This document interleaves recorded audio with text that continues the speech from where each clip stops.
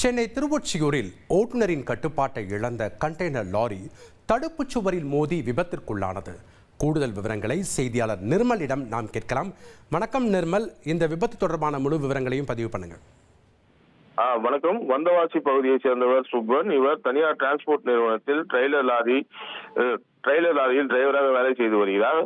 இன்று அதிகாலை ஆனார்குப்பம் பகுதியில் இருக்கக்கூடிய யார்டில் இருந்து 2 40 ஃபீட் கண்டெய்னரில் லோடு ஏற்றிக் கொண்டு சென்னை துறைமுகத்திற்கு வந்து கொண்டிருந்த போது திருவேற்றூர் விரைவு சாலையில் எல்லையம்மன் கோவில் கடற்கரை செக் போஸ்ட் அருகில் உள்ள சாலையில் வந்து கொண்டிருந்த போது திடீரென கண்டெய்னர் லாரி சாலையில் இருக்கக்கூடிய சென்டர் மீடியத்தில் மோதி அதன் மீது ஏறியது.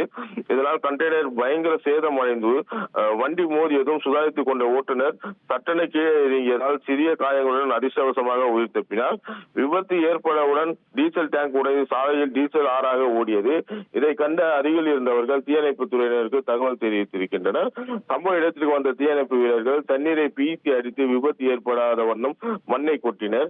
அதிகாலை 5:30 மணிக்கு விபத்து நடைபெற்ற நிலையில் 5 கிரெயின் வாகனங்கள் வரவைத்து கண்டெய்னர் லாரியை 3 மணி நேரத்துக்கு பிறகு போராடி சென்ட்ரல் மீடியத்தில் இருந்து மீட்டனர்.